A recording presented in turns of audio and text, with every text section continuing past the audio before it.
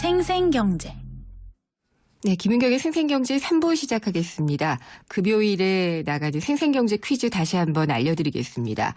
요즘 이게 많아지고 있어서 좀 불안해지는 분들이 많은데요. 집주인이 빚이 많아서 이 빚을 다 못 갚아서 집이 경매로 넘어가게 되면은 전세 세입자는 보증금도 떼게 되는 그런 위기에 처하게 되죠. 그런 전셋집을 말하는 단어입니다.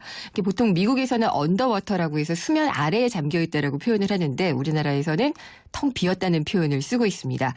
잘못하면 전세보증금 한 푼도 못 챙길 수 있다는 뜻에서 이름 붙여진 이것은 무엇일까요? 이게 문제였고요. 보기 드리겠습니다. 1번 반전세, 2번 전세버스, 3번 깡통 전세입니다. 정답 맞춰주신 분들 중에 선정을 해서요. 오늘 경제신간에서 소개를 해드린 무엇이 행동하는가 책을 보내드리도록 하겠습니다. 아직 늦지 않았습니다. 정답은 오늘 방송이 끝나는 오후 5시까지요. 짧은 문자는 50원, 긴 문자는 100원이 부과되는 휴대전화 우물정의 0945번으로 보내주시면 됩니다. 보기 다시 한번 드리겠습니다. 1번 반전세, 2번 전세버스, 3번 깡통 전세입니다. 휴대전화 우물정의 0945번으로 보내주시면 됩니다.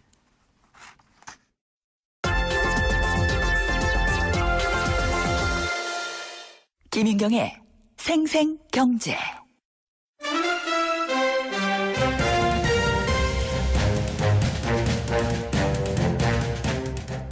네, 오늘 금요기획 앞서 소개해드린 대로요.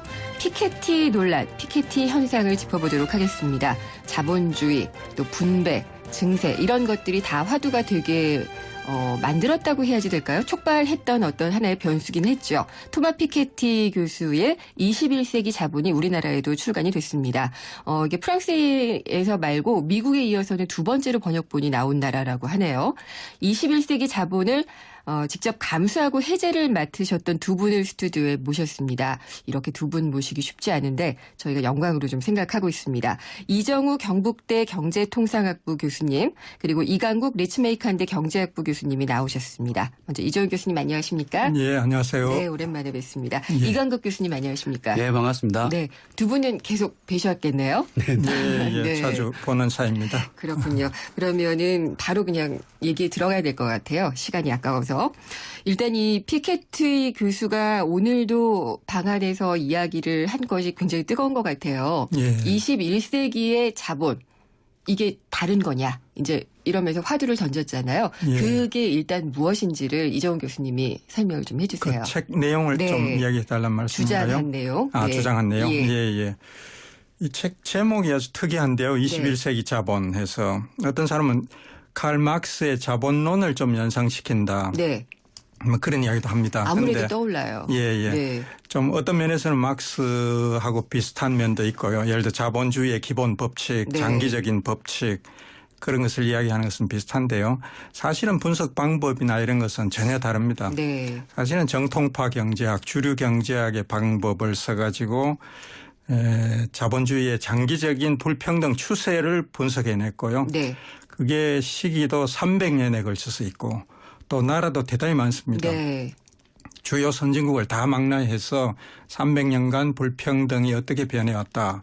그런데 21세기에는 앞으로 지금 점점 네. 불평등해지고 있고 앞으로 더 불평등해질 가능성이 대단히 높다. 네. 그래서 대단히 암울한 그런 전망을 내놓고 있습니다. 그리고 문제를 그렇게 제기를 했고 해법도 내놓고 있죠. 예. 네, 그렇습니다. 해법에 대해서도 앞으로 좀 얘기를 더 해봐야지 될 것 같아요. 예. 그러면은 두 분은 이 두꺼운 책을 몇 번이나 읽으셨는지 궁금해요. 이강국 교수님 몇 번 읽으셨어요? 아, 여러 번 읽었습니다. 네, 이게 예. 참 어렵게 예, 읽으셨어야 될 것 같아요.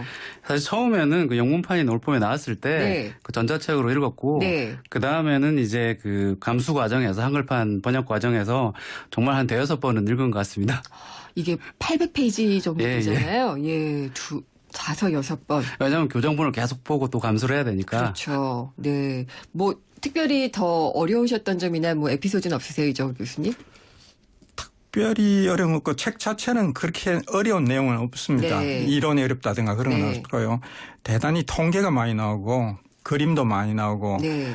그렇게 해서 또 페이지가 워낙 많기 때문에 상당히 좀 참을성이 필요한 것입니다. 저는 그래도 가끔씩 이렇게 인내심을 유발해 주는 게 소설 이야기라든지 예. 어떤 이런 인문학적 이야기가 많이 나오더라고요. 그런 점을 보면서 이 피케티 매력이 좀 있는데라는 생각이 좀 들기도 했어요. 네. 그냥 고개를 끄덕끄덕만 하시는데요. 예, 그러면은 이게 사실은 좀 어려워요. 처음부터 막 공식도 나오잖아요. 그런 공식도 있고 해서 어떻게 읽으면 좋다. 이거를 어떻게 이강국 교수님이 한번 좀 얘기를 해주시면 좋을 것 같네요. 예, 사실 공식이 나오긴 하지만 굉장히 네. 이해하기 쉽습니다. 네. 거의 뭐 중학교 산수 정도 수준이기 때문에 공식 같은 건 걱정 안 하셔도 되고요. 그러니까 실제로 이 책을 볼 때 네. 그러니까 제일 중요한 부분은 역시 서문이 굉장히 중요하다고 생각이 들고 서문. 예, 그리고 네. 뒤에는 5장, 6장 그 불평등의 그 전개를 다룬 부분들, 그러니까 자본소득 비율이 어떻게 높아지는가를 보여주는 부분들하고 네. 그다음에 뒤로 가면은 9장, 10장 넘어가서 제일 마지막 부에서는 글로벌 자본세, 자신의 네. 정책 대안을 얘기하는 그 15장 부분들을 그러니까 중점적으로 읽으시면 네. 훨씬 더 그 저자의 주장을 잘 이해하실 수 있을 것 같습니다. 일단 서문에 함축적으로 담겨 네네. 있으니까 서문을 꼼꼼히 읽고 조금씩 덤벼보면 되겠군요. 네.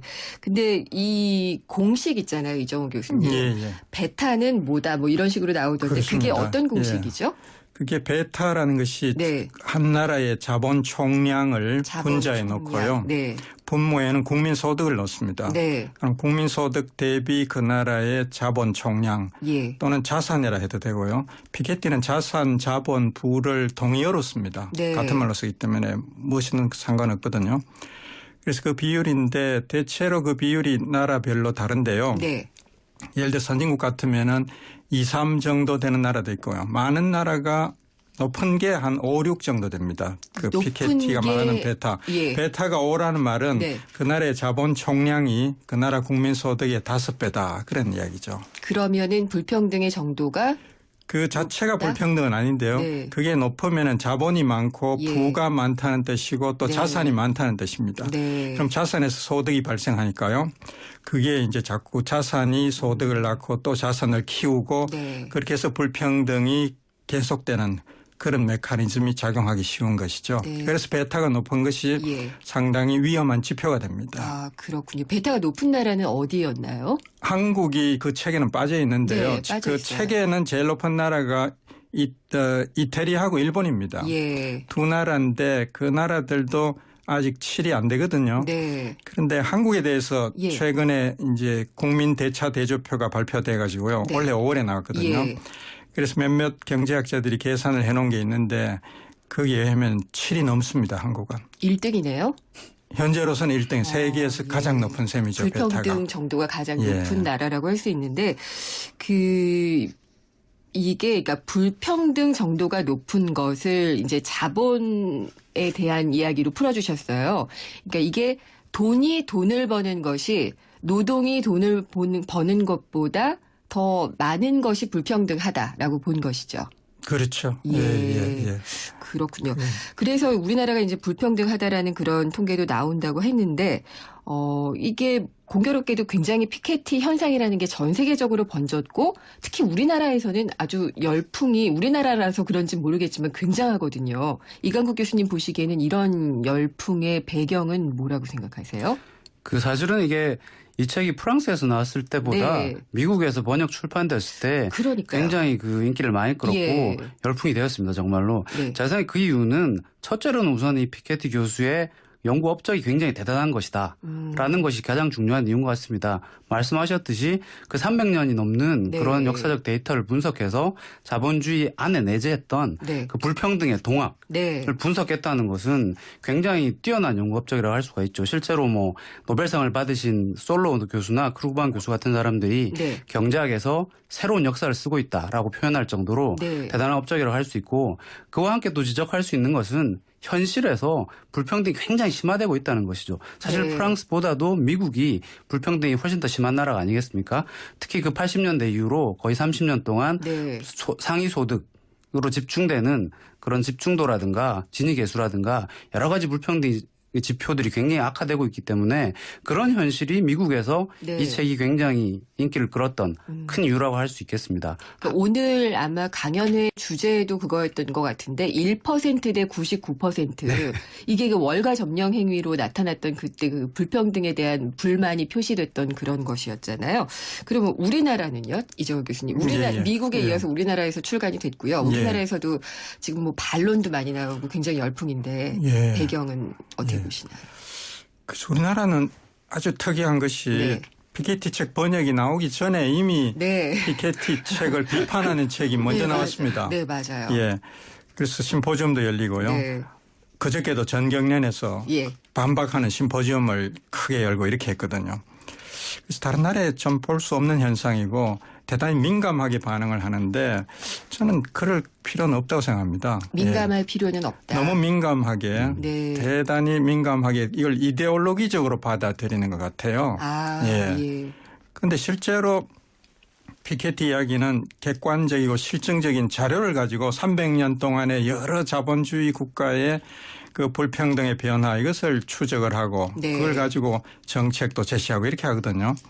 거기는 이데올로기가 바탕이 되어 있지 않습니다. 네. 사실의 바탕을 두고 이야기를 합니다. 사실과 사실, 숫자. 예, 숫자 그걸 예. 갖고 이야기해요. 숫자로 하여금 말하게 한다. 그런 네. 정신이라고 봅니다. 저는. 그렇군요. 피케티가. 그러면은 예. 우리나라에서 피케티를 이렇게 부정하는 사람들 일부는 그렇거든요. 예. 이게 숫자에 기반한 게 아니다. 추정일 뿐이다. 사실 맨큐도 그렇게 얘기를 했거든요. 아하, 예. 네. 그런데 그 15년 동안을 네. 피케티가 각국의 그 자료를 온갖 자료를 모아가지고 시계열 자료를 연결을 하고 그렇게 해서 거의 같은 경향을 여러 나라에서 발견을 했고요. 네. 그렇기 때문에 그걸 부정하기는 대단히 어려울 겁니다. 아마. 네. 예. 그렇군요. 그리고 이제 이 피케티의 주장이 또 하나의 어떤 현상을 불러온 데는 굉장히 정색을 하고 해법을 제시했잖아요. 글로벌 부유세. 그러니까 전 세계가 공조해서 부자들한테 세금을 많이 받아야지 된다라고 얘기를 했고 누진세도 굉장히 강화를 해야지 된다고 했거든요. 특히나 우리나라 지금 증세냐 아니냐 뭐 이 문제가 있어서 더 민감한 게 민감한 것 같은데 이강국 교수님은 어떻게 보시나요? 저도 그 국내에서 나온 그런 기사들을 많이 네. 봤는데요. 특히 그 뭐 자유경제원이라든가 재계 쪽에서 굉장히 많은 그 반박을 하셨더라고요. 네. 내가 보기에 그 세계적으로 드문데 이런 식으로 피케티를 비판하는 논의들이 예. 굉장히 그 놀랍고요. 첫째로 사실은 근데 자세히 들어보면 이 피케티의 논의라든가 책을 과연 끝까지 다 읽고 비판을 하시는 건지 굉장히 의문스러운 정도로 네. 책에 대한 이해도 조금 모자란다는 그런 느낌이 들었습니다. 예를 들어주실 수 있으세요? 예를 들어서 어떤 분은 그 피케티식으로 세금을 올리면 네. 뭐 소득을 1억 버는 그런 월급쟁이들한테 세금 폭탄이 떨어질 것이다. 아, 예, 저 그런 기사 본 것 네. 같아요, 제목. 예. 그렇게 얘기를 하셨는데 네. 사실 피케티가 최고 한계세율을 80%까지 그렇게 높게 올리자는 것은 소득세가 굉장히 높은 구간, 예를 들어서 네. 뭐 50만 달러나 100만 달러 이상의 구간에만 그렇게 적용하는 것이기 때문에 네. 실제로 뭐 1억을 버는 월급쟁이한테 그렇게 많은 세금이 떨어지지는 않는 것이죠, 사실. 네, 그 부분이 그렇고 그다음에 저 이정호 교수님께도 여쭤보고 싶은 게 예. 사실 이게 금융위기 이후에 전 세계가 경기를 살리기 위해서 손을 잡은 적은 있었어요. 그렇지만은 결국 어려워지면은 다 자국 보호로 들어가잖아요. 예, 예. 그런 와중에 이제 이 부자들에게 같이 세금을 매기자라고 예. 하는 이런 피케티의 제안이 받아들여질 수 있을까요? 현실성은 낮다고 봅니다. 아, 피케티 예. 자신도 스스로 그걸 유토피아적이다. 네. 그렇게 말하고 있거든요. 네. 그 많은 나라들이 모여서 대단히 그 급진적인 고율의 부유세를 동시에 부과하자. 이것은 아마 굉장히 어려울 겁니다. 네. 예. 예를 들어 저 토빈세라고 있지 않습니까? 네. 국제 투기적인 자본 이동에 대해서 과세하자는 아주 좋은 아이디어인데요. 네. 많은 사람이 그 인정합니다. 그런데 그 토빈세조차도 지금 실현이 안 되고 안 되고 있는데 있죠. 예. 그것보다 훨씬 더 이게 규모도 크고요. 훨씬 어떻게 보면 더 진보적인 네. 이런 세제를 세계 각국이 합의한다는 것은 사실 실현성은 낮습니다. 그러나 상당히 그 이치가 있고요. 합리적입니다. 네. 예. 합리적이기 때문에 나중에 불평등이 대단히 커져가지고 월가를 점령하라 뭐 이런 운동 네. 또는 1대 99의 사회 이런 불만이 아주 폭발적으로 나타나면은 세계 각국이 위기감을 느끼고 네. 그런데 합의하지 않을 수 없는 그런 사태가 올는지도 모르죠. 네. 먼 미래가 되겠습니다만은 네. 저는 그 논리 자체는 상당히 타당성이 있다 이렇게 봅니다. 그러니까 그 논리와 원칙 자체는 예, 예. 맞다. 예, 그렇지만은 예. 현실로서는 좀 이렇게 힘들 것이다라고 예, 일단은 예. 보고 계신 거고요. 예. 이강국 교수님은요? 예, 아무래도 현실에서 몇 년 내에 그런 네. 식의 그 세금이 각국에서 도입되기는 굉장히 어려운 일일 것 같습니다. 네. 그럼에도 불구하고 지금의 국제사회 논의의 흐름을 자세히 보면 실제로 이러한 방안에 대해서 굉장히 고민이 높아지고 있다는 것을 확인을 할 수가 있거든요. 예. 얼마 전에도 OECD에서 그 글로벌 기업들과 초고소득층의 조세 회피라든가 그런 네. 것들을 가로막기 위해서 조세제도 가이드라인을 제시하기도 했고 네. 각국이 모두 그런 내용들에 대해서 되게 동의하고 IMF와 같은 국제기구들도 그런 방안의 중요성에 대해서 굉장히 인정하는 걸 봤을 때 네. 점점 더 이런 쪽으로 그 고민들이 모아지고 있는 그 변화가 나타나고 있다고 생각을 하고 있습니다. 네. 그러니까 이 방향을 제시한 것 자체는 맞는 네. 방향이다라고 보시는 건데요. 근데 좀 일부에서는 그런 얘기도 해요. 이제 세금을 걷는 건 좋은데 그 세금이 투명하게 어떤 불평등을 해소하는데 분배가 되겠느냐라는 그런 회의도 있거든요. 이정훈 교수님은 어떻게 생각하세요? 세금을 거두고 난 뒤에 어디에 그게, 쓰느냐 예, 그렇지. 하는 그게 것이죠. 불평등 해소에 안 쓰일 예, 수도 예. 있다는 거죠. 그러니까 이 세금은 만일 합의가 되면은 네. 그 취지가 세계 불평등을 축소하자는 것이고 말하자면 자본이 자본을 버는 세습 자본주의의 그런 고리를 끊자는 네. 그런 것이죠. 그러니까 자기 힘으로 땀 흘려 일하는 사람들이 차별받고 불평등해지고 가난해지는 그런 네. 세상을 막자는 것이죠. 네. 그렇기 때문에 저는 이 세수는 세계 자본세를 만일 세계가 합의하게 되면은 가장 우선적으로 복지, 가장 가난한 사람, 네. 약자들을 위해서 쓰는 복지 쪽으로 그 예산이 쓰여져야 된다. 그렇게 봅니다. 피케티의 정신도 네. 사실 그렇습니다. 예. 군데군데 그 철학적인 이야기를 하는데요. 보면 약자, 가난한 자에 대한 그 동정심 이런 것이 바탕이 돼 있거든요. 네. 예. 근데 피케티는 어떻게 이런 생각을 하게 됐을까요? 책에 약간 언급이 돼 있던 것 같은데 이강국 교수님 좀 아시나요? 피케티가 이런 생각을 발전시켜서 이런 연구를 해서 이런 제안을 하기까지의 배경이요.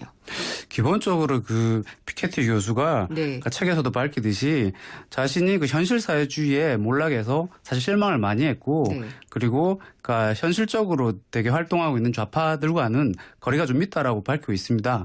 그럼에도 불구하고 그 경제학자로서 현실의 그런 여러 문제들 중에 네. 최근 가장 심각해지고 있는 문제가 역시 불평등이라든가 상대적 빈곤 네. 이런 거 아니겠습니까? 예. 이런 상황에서 자라면서 진짜 그 공부하는 내용이 처음에 네. 미국에 갔을 때는 미국식 경제학을 공부했는데 미국의 경제학자들이 아주 좋아했는데 굉장히 공허함을 느꼈다라고 쓰고 있거든요. 네. 그래서 다시 유럽으로 돌아와서 진지하게 그러니까 새로 마음을 고쳐먹고 전 세계적인 불평등 데이터를 모아서 이런 작업을 시작하게 됐다라고 밝히고 있죠. 네. 그런 거 보면 이제 경제학자들 그 자세로 흔히 쓰는 말이 찬이성 더운 가슴이라는 게 있는데 네? 찬이성 더운 가슴. 찬 이성 더운 예, 예. 가슴. 네. 네, 굉장히 가슴 뜨거운 사람이라고 생각이 들어요. 예. 그럼에도 불구하고 이제 굉장히 그 이지적인 네. 그러니까 이성을 가지고 있기 때문에 그런 문제를 진작에 분석을 하게 됐던 거라고 생각을 합니다. 알겠습니다.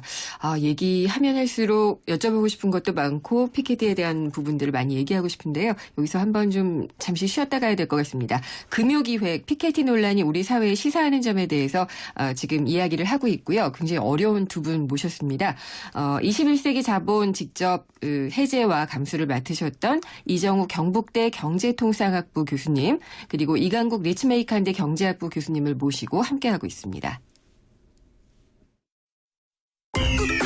YTN 사이언스 지식 강연 프로그램 팝콘. 수학과 과학, 뉴테크놀로지, 창업에 관한 모든 것을 알려드립니다. 공개 강연 녹화 방청은 YTN 사이언스 홈페이지에서 신청할 수 있습니다. 팝콘 공개 녹화에 오시는 모든 분께 영종대교 휴게소 포춘힐 입장권을 드리고 추첨을 통해 다양한 경품과 기념품을 드립니다. 학생과 학부모, 창업을 준비하는 분들의 많은 방청 바랍니다. 미래를 위한 작은 투자 YTN 라디오 김인경의 생생경제. 광고를 듣는 20초 동안 유희열, 윤상, 이적과 좋은 얼굴 내보는 건 어떠세요? 방끝, 싱글벙글, 애쉬씨, 키득키득, 깔깔, 스마일, 치즈. 삼성화재를 만나면 좋은 얼굴이 됩니다. 삼성화재. 사장님들, 가게에서 전화 쓰랴, 인터넷 쓰랴, 카드 결제 시스템 쓰랴, 요금 부담 많이 되셨죠? 그래서 올레 소호 성공팩은 이 모든 걸 월 2만 원에 지금 신청하세요. 우리 가게 성공 비결 올레 소호 성공팩. 가입 문의 국번 없이 100번, 부가세 별도, 올레. 안녕하세요. 초보 운전자 수지입니다. 도로는 무섭고 차는 왜 이리 많은지 엄마야. 그래서 저는 살아있는 친구를 만났어요. 반응형 블랙박스 유라이브. 와, 정말 살아있네. 유라이브. 살아있는 블랙박스 유라이브. 더 넉넉한 추석 되시라고 쉐보레가 준비한 선물. 스파크 말리부 구매 시 최대 3년 무이자 할부. 차종에 따라 여유 있게 최대 150만 원 할인까지. 쉐보레와 함께 풍성한 한가위 되세요. 전시장 및 홈페이지 참조. 9월 30일까지. 일부 모델 제외. Chevrolet Find New Roads. 세상의 베이스가 되다 포스코 협찬으로 김은경의 생생경제 4부 시작하겠습니다. 지금 피케티 현상, 피케티 논란 금요기획으로 함께하고 있는데요.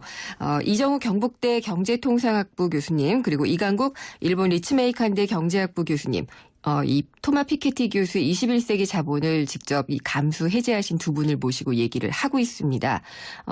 이 함께 하시면서 궁금한 점이나 의견 많으실 것 같은데요.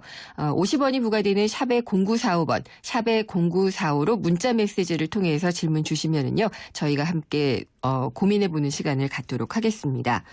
앞에서 이제 피케티가 어떤 배경으로 이런 그 주장을 하게 됐는지를 좀 짚어봤다면, 이제 그 해법과 관련해서 우리나라의 현실을 한번 좀 짚어봐야지 될 것 같다는 생각이 들어요. 근데 이 피케티 이론의 반론을 펴는 사람들을 보면은 뭐 재계 쪽에 좀 우호적인 분들이 많지 않나라는 생각이 좀 들기는 하는데, 세금 때문에 그러는 게 아닐까요, 이정우 교수님? 아마 그렇겠죠. 네. 예. 피케티 제안이 이 세계적인 불평등, 21세기는 점차 불평등이 심해질 텐데 그것을 막을 방법으로 두 가지를 제시합니다. 네. 하나는 아주 고율의 누진소득세하고요.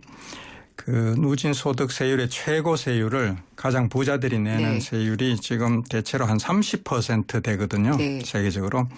근데 과거에 2차 대전 직후 이럴 때는 8, 90%까지 올라가 있었습니다. 아, 예. 그것도 특히 영국, 미국. 네. 지금은 세율이 가장 낮은 영국, 미국이 그때는 제일 높았었어요. 그렇네요. 예. 네. 그러니까 세상이 많이 바뀐 것이죠. 네. 근데 지금 피케티 이야기는 그 세율을 부자들의 최고 세율을 80%까지 올리는 것이 맞다. 이렇게 네. 주장합니다. 그러니까 옛날에 그 소위 2차 대전 직후에 그때를 자본주의의 황금기라고 부릅니다. 네. 가장 성장도 잘 됐고 완전 고용되고 분배도 가장 좋았던 네. 시절이죠. 그 시절에 그 소득세율의 최고 세율이 80%였는데 그걸로 되돌아가는 것을 주장하고 있습니다. 네. 예. 그리고 이제 글로벌 또 하나가 이제 세계 자본세, 세계 네. 각국 만국이 공통으로 부과하는 네. 세계 자본세가 있고요. 그 두 가지를 제시하는데 둘 다 좀 파격적이라 할 수 있겠죠. 네. 그러니까 재계가 세금 내기 좋아하는 사람 사실 아무도 없고요. 특히 예. 부자들, 재벌들은 네. 싫어할 것 같습니다. 네. 예. 그러나 이 논리가 상당히 일리가 있거든요. 예. 그래서 경청해야 됩니다. 네. 예. 특히나 지금 서민 증세 논란이 깊잖아요. 이강국 교수님. 그 담배세나 뭐 사실 주민세 이런 거 올려서 받는 거는 많이 받을 수 있는 거는 같아요. 이제 우리가 내는 것에 대한 어떤 의식을 잘 못하는 간접세이기 때문에. 근데 왜 더 많이 낼 수 있는 사람들한테 안 받느냐는 논란이 있기 때문에 피케티에 대한 찬반이 더 많은 게 아닐까요? 예, 그렇게 이해할 수 있습니다. 네. 우선 저도 그러니까 세금과 관련된 그런 많은 비판들을 들었는데요. 그러니까 먼저 한 가지 지적하고 싶은 것은 사실 많은 경제학 연구들을 보면 각국 간을 비교한 실증 분석도 그렇고 미국이나 네. 어느 나라의 사례를 분석한 경우도 그렇고 주로 제게 이제 반론이 세율이 높아지면 그러니까 투자도 덜하게 되고 그래서 결과적으로 경제 성장률도 떨어지고 그렇죠. 예, 불황이 오면 오히려 불평등이 더 심화될 거다. 예. 이런 식으로 얘기를 하거든요. 근데 많은 경제학 연구들은 네. 그런 주장에 대한 근거는 별로 없다라는 결과를 보여주고 있습니다. 실제로 세율이 높아졌을 때 과연 경제 성장률이 하락하는가라는 네. 그런 실증적인 증거가 없다는 것이죠. 미국의 사례만 보아도 네. 아까 이종원 선생님이 얘기하셨듯이 네. 5, 60년대에 훨씬 그 최고 한계소득세율이 높았을 때가 성장률이 더 높았고 80년대 이후로 감세가 진행됐는데 성장률이 높아졌다는 증거는 없지요. 그래요? 그러면은 이 반론을 펴는 쪽에서는 대부분 다 성장이 우선이다. 지금 세금 거둘 때가 아니다. 성장 많이 해서 낙수 효과를 불러일으키자라고 얘기를 하는데 그러면은 이것에 대한 실증 연구도 많이 있지 않나요, 사실? 얼마 전에 교황께서도 지적하셨듯이 사실 네. 낙수 효과 자체가 근거가 별로 없는 얘기죠. 예. 요즘에는 정반대로 낙수가 아니라 네. 분수 효과라고 하죠. 그러니까 소득을 오히려 늘려서 이른바 서민층의 임금이나 소득을 늘려서 네. 경기를 활성화하고 그리고 경제를 살린다는 그런 목소리가 경제학계에서 점점 더 높아지고 있습니다. 이 낙수 효과란 게 부자들한테 그리고 네. 기업들한테 소득을 몰아주면 그 사람들이 투자를 더 많이 해서 경기가 살아날 것이고 네. 그리고 경제 성장률이 높아지고 결국은 서민 생활에 도움이 될 거다라는 주장인데 예. 실증적으로 그리고 현실에서 그런 낙수 효과가 전혀 작동을 하지 않는다는 것이죠. 네. 이정훈 교수님 아까 초반에 말씀해 주셨는데 예. 그 우리나라는 이 피케티의 분석에서는 빠져 있지만 실제적으로 숫자를 넣어서 계산을 해보면 불평등 예. 정도 1위가 될 것 같다라고 예. 얘기를 하셨잖아요. 예, 예. 근데 지금 이 세금을 안 내려고 하는 사람들한테는 그럼 우리나라의 피케티식 해법을 적용해서 불평등을 풀 수는 없는 건가요? 그 둘 다 그러니까 아까 누진 소득세율을 80%까지 높이자는 것. 네. 그것도 사실 근거가 있습니다. 피케티가 계산을 한 끝에 근로의욕이나 여러 가지 창의력, 경제 성장을 네. 저해할지도 모르는 그런 효과를 감안했을 때 최적으로 올릴 수 있는 세율이 80%다. 네. 그렇게 해서 주장하는 것이거든요. 그래서 이론적 근거가 있는 것입니다. 네. 그다음에 자본세도 그 누진적으로 부과하되 세계 공통으로 해서 왜냐하면 자본 도피하고 네. 국적을 바꿀 수도 있기 때문에요. 그런 것을 막기 위해서 그런 제안을 하는데 한국의 경우에는 특별히 이것이 중요한 것이 저는 네. 그 한국의 이 베타값 아까 말씀드린 자본 대 소득 비율 네. 국민소득 대비 7배가 넘는 자본 총량이 있는데요. 그중에 상당 부분이 한국 경우에는 부동산입니다. 딴 예. 나라에 비해서 다른 점이요. 네. 딴 나라는 실물 자본이나 뭐 금융 자본 이런 것이 많은데 우리나라는 부동산이 다른 나라에 비해서 압도적으로 비중이 높습니다. 네. 그러니까 반세기 동안 계속 부동산 투기를 해온 나라니까 그런 것이죠. 그렇죠. 예. 강남 땅 한 평에 뭐 이번에 그 한전 부지가 네. 현대자동차에 매각됐는데 평당 뭐 몇 억 이런 4억이 식입니다. 넘는다고 하죠. 예. 이런 천문학적인 네. 그런 가격을 가진 나라니까요. 부동산 값이 비싸고 땅값이 비싸니까 한국의 베타가 세계에서 제일 높게 되는 것이죠. 그러면은 예. 우리나라는 이런 부동산과 관련한 불평등을 해소하는 게 우선이 되겠네요. 그렇죠. 그게 예. 최우선이고 따라서 피케티에 대해서 비판을 하자면은 그 피케티가 말하는 세계 자본세는 네. 일종의 부유세고요. 네.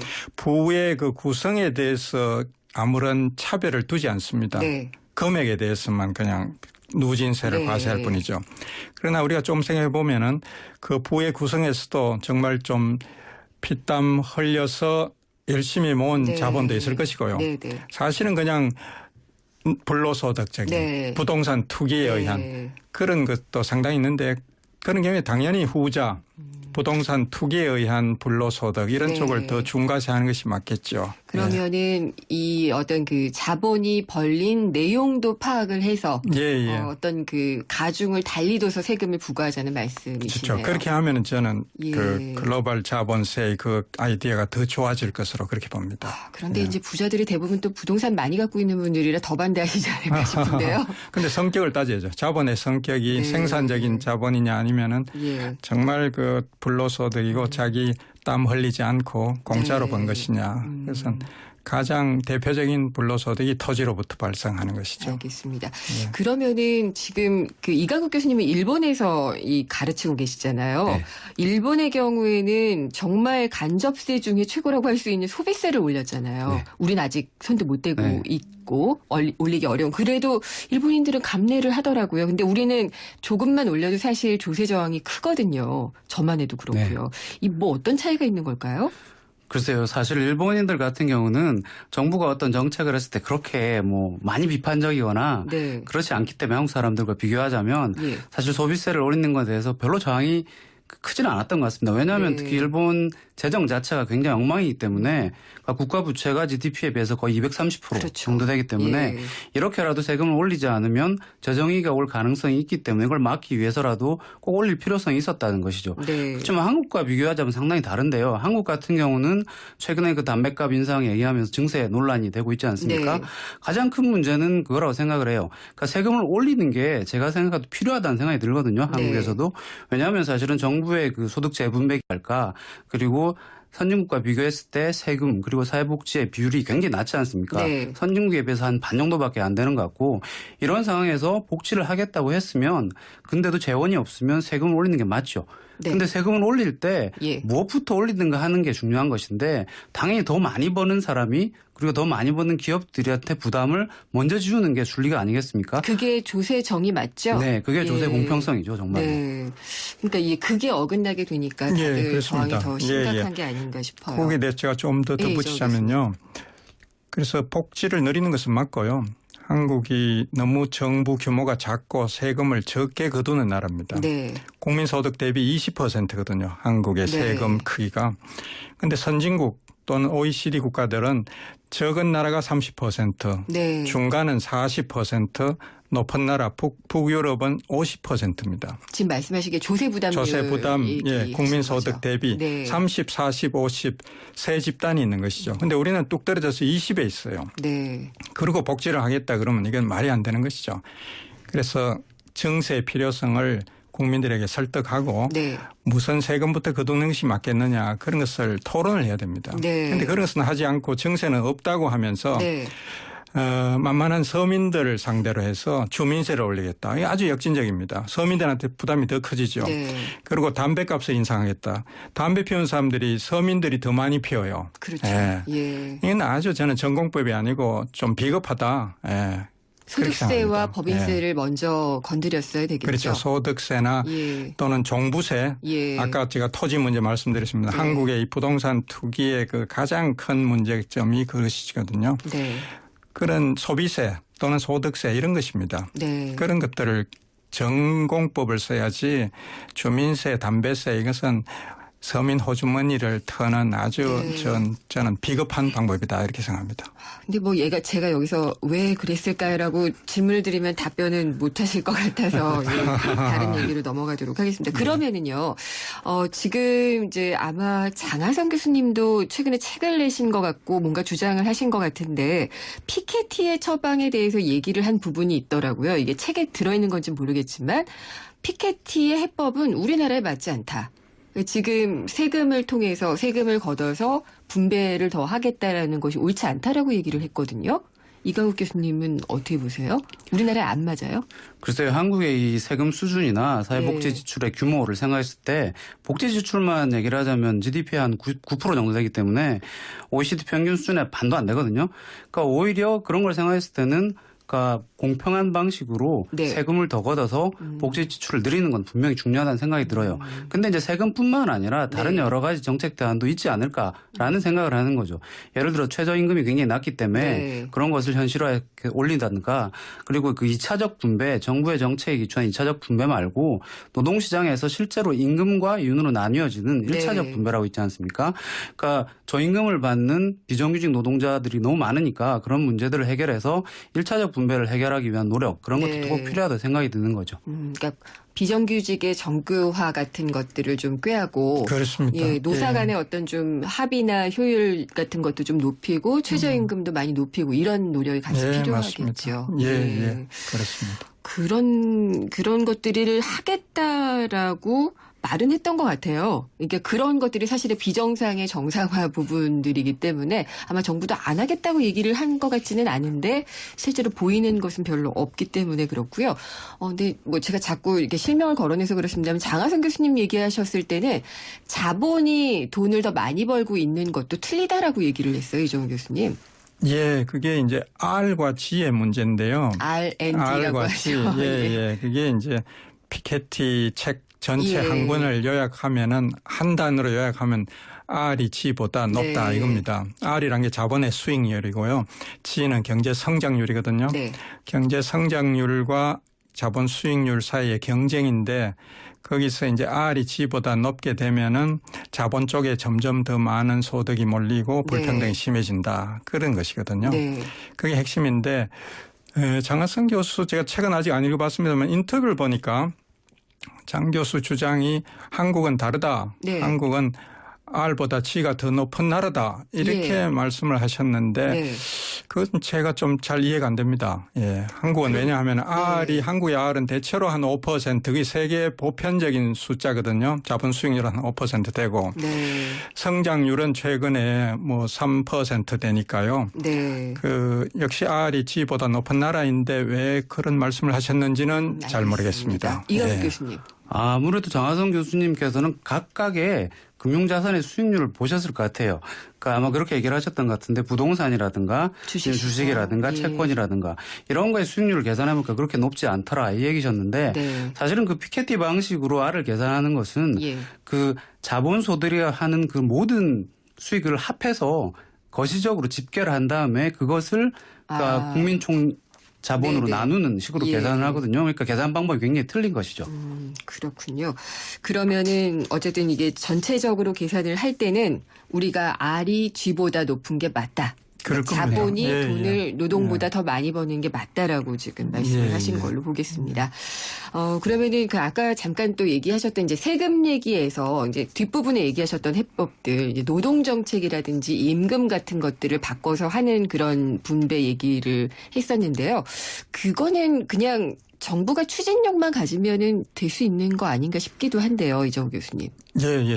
정부가 앞장서서 사회적 대화의 틀을 만드는 게 굉장히 중요하고요. 노사는 양쪽이 서로 모여서 이야기가 잘 안 되거든요. 그럴 때 중간에 촉매제가 필요한데 그게 바로 정부가 할 일입니다. 그래서 노사정위원회가 지금 한국에 있고 분명히 있는데 그게 제대로 지금 그 일을 못하고 있습니다. 그래서 가장 중요한 것이 저는 정부의 의지고 대통령의 의지가 중요하다. 그래서 아까 말씀하셨듯이 비정규직을 정규직화하고 최저임금을 높이고 서민들의 소득을 높이고 이렇게 해서 가는 포용적 성장 또는 소득 주도형 성장으로 가는데요. 아까 말씀하신 그 낙수 효과의 정반대가 되는 것이죠. 그쪽으로 가는 것이 한국 경제를 지금 살리고 성장률을 높이는 가장 좋은 방법이라고 생각합니다. 사실 포용적 성장이라는 말은 박근혜 대통령도 썼던 말인 것 같아요. 그런가요? 한번 언급을. 그런데 실천을 안 하고 있었으면 그렇죠. 그런가요? 근데 우리나라의 그 소득 불평등이나 이런 그 양극화를 개선하기 위해서 피케티가 오늘 얘기한 게 공교육에 대한 집중적인 투자더라고요. 이강국 교수님 어떻게 보셨어요? 그 해법에 대해서? 그러니까 피케티 책에도 그런 얘기가 있습니다. 사실은 교육이 굉장히 중요한 역할을 할 수밖에 없는데 사실 많은 국가들을 보면 미국도 그렇고 요즘 한국도 그렇듯이 일단 그 사교육이 굉장히 심각하고 특히 미국 같은 경우 사립대학 같은 경우는 좋은 대학이 너무 비싸지 않습니까?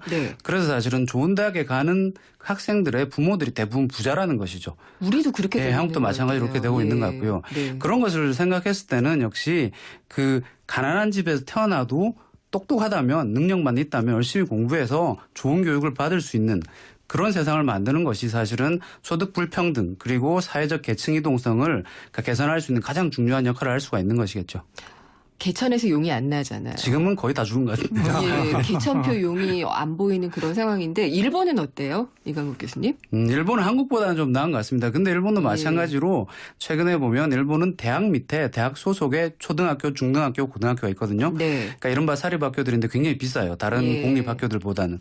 요즘 일본도 그 대학 소속의 예를 들어 저희 대학이나 뭐 와세다 대학이나 이런 소속의 초등학교에 들어가기 위해서 굉장히 학원도 보내고 6살짜리를 그런 현실들이 나타나고 있는 걸로 봤을 때 좀 우려스럽죠, 사실. 그러니까 이정우 교수님도 그렇게 생각하시죠. 이 부가 자꾸 이게 세습이 되고 그게 어떤 신분을 자꾸 이렇게 만드는 것 같은 그런 느낌. 그렇습니다. 21세기 자본 이 피케티 책이 제일 우려하는 것이 바로 그 점이죠. 세습화한다는 거.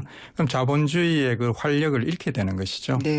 그렇게 되면은 그러니까 예전에 정말 교육을 통해서 우리가 어떤 표현이 그렇습니다만 신분 상승을 할 수가 있었던 기회가 분명히 있었는데 이제는 그게 너무 어려워지지 그렇습니다. 않았나. 갈수록 인류 대학에 들어간 그 부잣집 아들 비율이 계속 매년 높아지고 있죠. 그러면은 이게 공교육에 그냥 돈을 많이 투자하면 해결될까요? 돈만으로는 해결되지 않을 것 같고요. 네. 예. 한국이 교육에 대한 투자 정부 예산은 꽤 높습니다. 네. 낮은 편은 아닌데요. 문제는 제도죠. 제도가 네. 잘못돼서 그렇다 저는 그렇게 봅니다. 예. 그렇군요. 어떤 이 자본의 분배를 위해서 세금 제도도 고쳐야 되고 알고 보면은 이런 그 사회 전반적인 이런 것들을 좀 개선을 해야지 된다는 얘기들이 다 모아지고 있는 것 같아요. 그래서 피케티가 상당히 반가운 것 같아요. 그렇습니다. 예. 피케티가 사실 아까 세금 두 가지 소득세하고 자본세 이야기만 주로 했습니다만 그게 많이 부각되고 있긴 합니다. 그러나 실제 그 책에는 교육 이야기도 많이 하고요. 최저임금 이야기도 하고 온갖 이야기를 다 합니다. 그렇죠. 예. 이제 양극화를 해소하는 방안에 대한 이야기를 좀 여쭤봐야지 될 것 같아요. 그러면은 정리 차원에서 이광국 교수님이 한번 좀 얘기를 해 주시겠어요? 우리나라의 양극화를 해소하기 위해서는 피케티의 이론을 빌어서 이런 것들이 필요하다. 예, 기본적으로 그 정부의 역할, 그 소득 재분배 기능이라고 하는 정부의 역할을 굉장히 높일 필요가 있다고 생각하고 그런 면에서는 이렇게 공평하게 직접세를 우선 그러니까 증세를 해서 그 세원으로 사회복지 지출을 획기적으로 늘릴 그런 노력은 필요하다고 생각합니다. 뿐만 아니라 그 최저임금의 인상이라든가 그리고 노동시장의 개혁, 예를 들어서 비정규직 노동자 문제 해결 이런 노력들이 꼭 필요하다고 생각을 합니다. 이정우 교수님도. 예, 저도 비슷한데요. 피케티가 말하는 것 중에 사회적 국가 이야기를 합니다. 20세기에는 국가가 사회적 국가로 바뀌었다. 복지 지출도 많이 하고 약자들을 보호하는 그런 역할을 말하는 것이죠.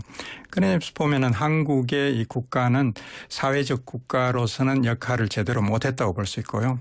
따라서 세금도 더 거두고 최저임금 높이고 비정규직도 바꾸고 이렇게 해서 약자를 먼저 생각하는 경제. 그게 지난번에 프란시스코 교황의 메시지이기도 합니다. 그런 쪽으로 가야 되는데 지금 너무 부자 재벌들 그런 쪽만 신경을 쓰는 게 아닌가 싶어서 걱정입니다. 네, 알겠습니다. 저희 금요기획은요. 마지막으로 오늘 했던 토론을 주제를 함축적으로 딱 명제를 내리고 끝나거든요. 그래서 오늘은 자본 얘기를 했으니까 자본주의는 뭐다라고 정의를 좀 내려주시고요. 간단한 설명까지 좀 부탁을 드리겠습니다. 먼저 이정우 교수님께 부탁드릴게요. 예, 어려운데요.